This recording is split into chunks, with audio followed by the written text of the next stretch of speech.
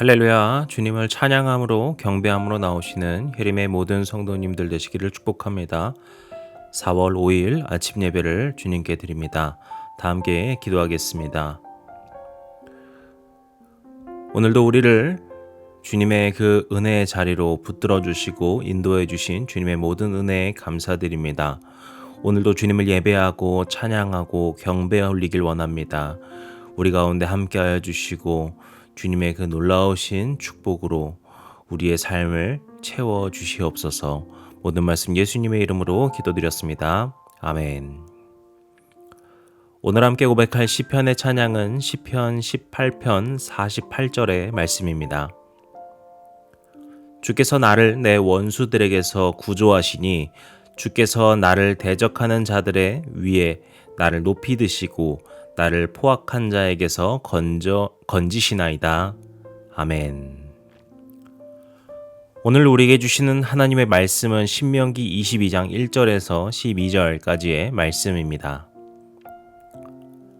내 형제의 소나 양이 길 잃은 것을 보거든 못 본 채 하지 말고 너는 반드시 그것들을 끌어다가 내 형제에게 돌릴 것이요.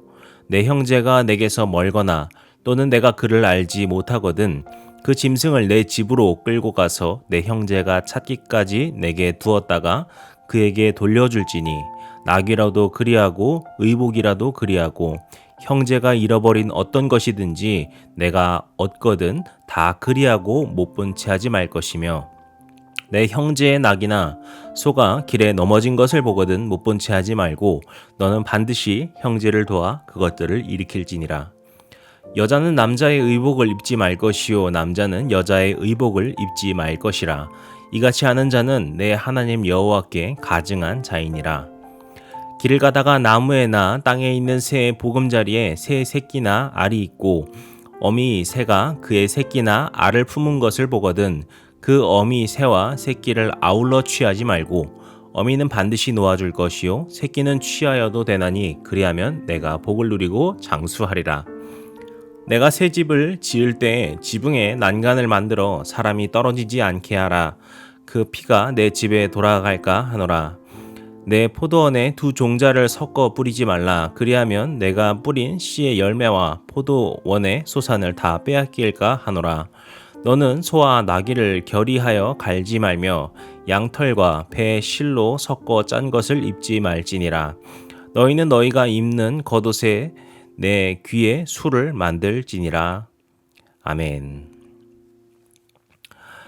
오늘부터 보는 이 신명기 22장의 말씀은 이웃 간에서의 그 관계를 이웃의 그 관계 속에서 어떤 태도로 살아가야 되는지를 이야기합니다. 우리가 내일까지 그 내용을 함께 살펴볼 예정인데요. 오늘 본문 1절을 보시게 되면은 내 형제의 소나 양이 길 잃은 것을 보거든 이런 이야기로 시작을 합니다. 여기서 형제라는 말에 좀 주목할 필요가 있을 것 같습니다. 여기서 말하는 형제는 정말 우리가 생각하는 그 친족, 우리의 형제 자매할 때 그 가족을 말하는 것이 아니죠. 주 안에서 한 가족이고 한 민족인 이스라엘 전체를 향한 것입니다. 저는 이 말이 참 중요한 전제라고 생각을 하는데요. 뒤에 이어질 내용들에서 실질적으로 어떻게 해야 되는지를 구체적으로 설명하기는 하지만 가장 중요한 것은 바로 이 시작, 그 마음가짐의 문제라고 봅니다. 같은 민족이라 할지라도 그들을 한 공동체이자 한 가족으로 여기지 않는다고 하면 어떨까요? 그 이웃을 대하는 자세 가운데에서 진심이 있다고 보기 어려울 수 있습니다. 그렇기에 하나님께서는 이 형제라고 전제를 하신 겁니다. 이스라엘 공동체가 하나의 형제고 자매고 그렇게 하나의 가족이라는 것이죠. 서로 남이지만 하나님께서 명령하셨기 때문에 어쩔 수 없이 돕는 그런 관계가 아니라는 겁니다. 주님께서 정해주신 하나의 몸이고 하나된 가족이기 때문에 우리가 서로 도와야 된다라는 것을 말하는 것입니다. 저는 이 점에서 우리 교회를 많이 묵상하게 됩니다. 주님께서 우리를 교회로 부르셨죠. 그것은 우리가 피로는 엮이지 않았지만 주 안에서 한 몸으로 한 가족이 되었음을 선포하시며 우리를 부르신 것입니다. 우리가 예수 그리스도의 십자가 안에서 한 가족이 된 것입니다. 그렇기 때문에 우리가 교회 공동체를 위하여서 서로 섬기고 서로를 위하는 그 모든 행위들은 그저 내가 뭔가 힘들고 귀찮은 어쩔 수 없는 그런 것이 아니라 우리가 가족 안에서 행해야 할 당연한 몫인 것이죠. 그리고 주님께서는 그런 화목한 가정이 되기를, 교회가 되기를, 그런 우리 모두가 되기를 바라고 계십니다. 오늘 우리가 이 말씀을 시작하면서 주님의 마음으로 서로 사랑하는 행복한 교회 되게 하여 주시옵소서, 행복한 가정 되게 하여 주시옵소서, 우리 모두가 되게 하여 주시옵소서. 저와 여러분의 고백이 되시기를 축복합니다. 다시 1절을 보시게 되면은요, 그 형제, 그 이웃을 향해 어떻게 해야 되는지 이렇게 말합니다. 소나 양이 길을 잃었을 때 그것을 못 본 채 하지 말고 돌려주라 라는 것입니다. 당신은 어떤 길을 잃은 가축이 있다라고 하면은요, 그건 자기 거라고 보는 것이 더 좋은 겁니다. 운이 좋은 거죠. 왜냐하면은 이 가축이 나의 것이라고 확정할 수 있는, 확실하게 할 수 있는 어떤 수단도 없었고 그걸 관리하는 어떤 기구도 존재하지 않았습니다.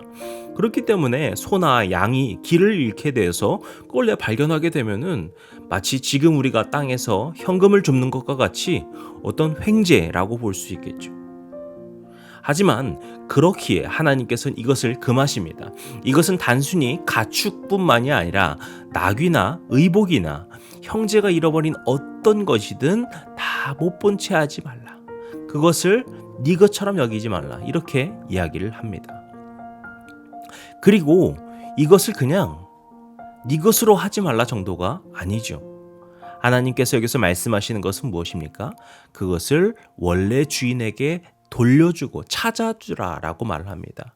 그리고 2절에 가게 되면은요, 그 주인이 멀리 있거나 그 원 주인이 누구인지 알 수 없을 때에는 네가 가져라? 그렇게 말합니까? 아닙니다. 그것을 집으로 데려가서 돌보고 키우고 주인이 나타나기까지 그것을 맡으다 라고 말합니다. 그리고서 주인이 나타나면 돌려주라 이렇게 이야기를 합니다. 굳이 왜 이렇게까지 해야 될까 생각이 들 수 있을 것 같아요. 내 사료를 먹이고 내 노동을 써가면서 주인이 나타나면 돌려줘야 될 가축인데 굳이 이것을 왜 맡아야 될까 싶은 것이죠. 그래서 주님께서는 못 본 채 하지 말라라고 말씀하십니다. 내 것으로 취하지도 말고 그것을 못 본 채 하지도 말라. 왜 그렇습니까? 이것은 서로 돕고 섬기는 것이 때문입니다. 내가 어느 정도 그냥 내가 가지진 않을게 이 정도가 아니라 내가 어디 한번 찾아봐 줄게 이 정도가 아니라 나의 힘을 다하여서 도와주는 것이 바로 주님께서 말씀하고 계시는 도움이고 섬김인 것이죠. 바로 이러한 의미를 알려준 것이 오늘 이 말씀의 명령이라고 볼 수 있겠습니다. 그리고 5절에 가게 되면은 여자가 남자의 의복을 또 남자가 여자의 의복을 입지 말라라는 것을 말하는데요.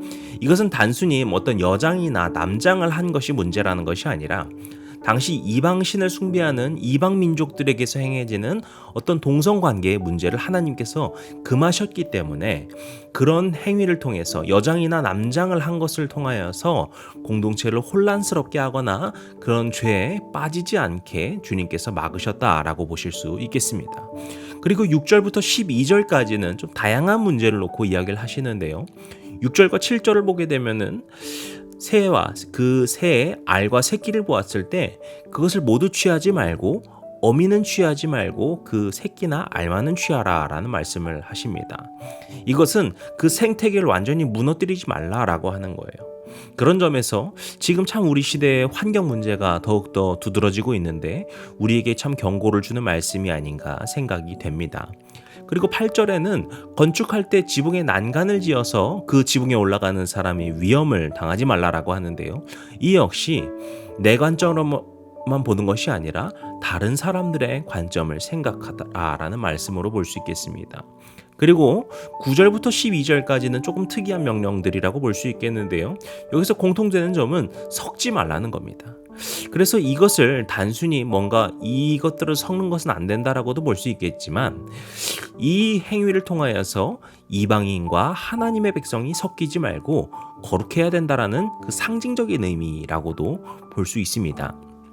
그들이 삶 속에서 무언가 자연스럽게 섞는 것을 피하면서 뭔가 그 포도원의 두 종자를 섞지 말고, 소와 나귀를 섞지 말고, 양털과 배실을 섞지 말면서 이렇게 하나님께서는 구별되는 것을 원하시는구나. 마찬가지로 우리가 그 이방 문화에 섞이는 것이 아니라 구별되기를 바라시는구나 라는 것을 기억하는 역할이라는 것이죠. 이처럼 오늘 말씀을 이렇게 보게 되면은 하나님께서 이 이스라엘 백성들을 향해 그 다양한 삶의 문제를 만지고 계심을 알 수 있습니다. 하나님께서는요, 우리의 삶을 그냥 마음대로 하라고 두지 않으십니다. 우리의 삶의 문제에 누구보다 가까이 하시는 분이시고, 도우시고 인도하시고 알려주시는 분이십니다. 오늘 우리의 삶의 다양한 문제에서도 주님께서 이걸 어떻게 하실까? 주님께서 어떻게 해결하실까? 그런 생각이 혹 들지 모릅니다. 하지만 주님께서는 저와 여러분의 모든 삶의 문제를 누구보다 관심을 갖고 지켜보시는 분이시고, 세세하게 알려주시고 인도하고자 하시는 분이십니다. 오늘 우리 모든 성도님들께서 주님의 말씀에 귀 기울이시면서 주님께서 인도하시는 그 발걸음을 따라가겠습니다 고백하시고 그런 결단 가지고 나아가시는 모두가 되시기를 주님의 이름으로 간절히 축복합니다. 기도하시겠습니다. 우리를 사랑하시고 오늘도 주님의 그 발자취로 주님의 길로 인도하여 주시는 그 모든 은혜와 능력에 감사와 찬양을 드립니다. 사랑과 능력의 아버지 하나님, 주님의 말씀을 오늘도 우리가 함께 묵상하고 그것을 붙들면서 오늘 우리에게 주신 그 말씀 붙들며 살아가는 저와 우리 모든 성도님들 되도록 도와주시옵소서. 주님께서 우리를 서로 형제와 자매로서 섬기고 돕는 것을 말씀하셨습니다. 우리가 주님의 백성으로서 거룩하게 살 것을 주님은 또한 말씀하십니다. 그렇게 우리의 삶의 모든 문제들 하나하나를 주님께서는 지켜보고 계시고 그것을 인도하시고 어루만지고 계시는 줄로 믿습니다. 그런 주님의 그 인도하심을 기억하며 우리도 주님을 닮아 돕는 삶, 섬기는 삶, 거룩한 삶, 선한 삶으로 살아가는 주의 자녀들 되도록 주님 도와주시옵소서. 오늘 하루의 모든 삶이 그렇게 주님을 따라가는 믿음의 발자취 될 줄로 믿사오며 모든 말씀 예수님의 이름으로 기도드렸습니다. 아멘. 이제 우리 주기도문 함께 드리시고 오늘 예배를 마치도록 하겠습니다. 하늘에 계신 우리 아버지여, 이름이 거룩히 여김을 받으시오며 나라의 임하옵시며 뜻이 하늘에서 이룬 것 같이 땅에서도 이루어지이다. 오늘날 우리에게 일용할 양식을 주옵시고 우리가 우리에게 죄진 자를 사하여 준 것 같이 우리 죄를 사하여 주옵시고 우리를 시험에 들게 하지 마옵시고 다만 악에서 구하옵소서. 나라와 권세와 영광이 아버지께 영원히 있사옵나이다. 아멘.